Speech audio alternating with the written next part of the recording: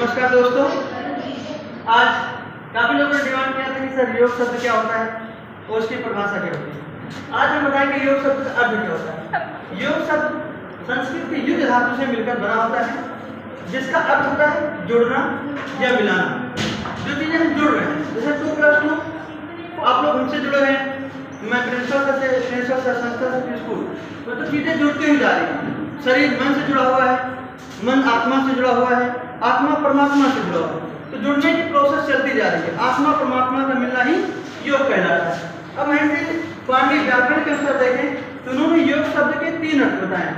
युग समाधो, जिसका अर्थ समाधि से होता है। समाधि मतलब आधि और व्याधि का सम हो जाना। दूसरा युजलिपि का अर्थ होता है मतलब जुड़ना, 2 चीजों को जोड़ देना। युग संयम मतलब सामंजस्य स्थापित करना, मन शरीर और आत्मा के बीच सामंजस्य स्थापित करना। तो इस तरह से योग शब्द का अर्थ हुआ। अब इसके बाद हम योग शब्द की परिभाषा पढ़ेंगे।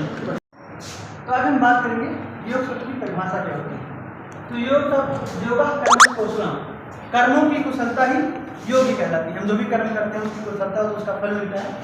ये गीता कही है। दूसरा जो परिभाषा है वो आत्मा और परमात्मा का मिलन ही योग कहलाता है।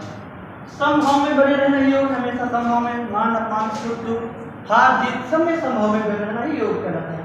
अपने स्वरूप में स्थित होना ही योग है। हम अपना स्वरूप जान नहीं पाते और ऐसे दुनिया को जानने की कोशिश करते हैं, इसलिए पहले अपने आप को जानो, फिर अपने आप में स्थित होना ही योग कहलाता है। अब जो बाकी डेफिनेशन है, चित्त की व्यक्तियों का निरोध होना ही योग है। सब चित्त क्या है? चित्त जिसमें मन बुद्धि अहंकार का सम्मिलित रूप होता है। 5 प्रकार की वृत्तियां होती हैं, जब ये निरोध हो जाती हैं तब उसका योग होता है। मतलब पूर्णतः जब व्यक्ति समाधि की अवस्था में होता है तो हम योगी कह सकते हैं। तो ये 5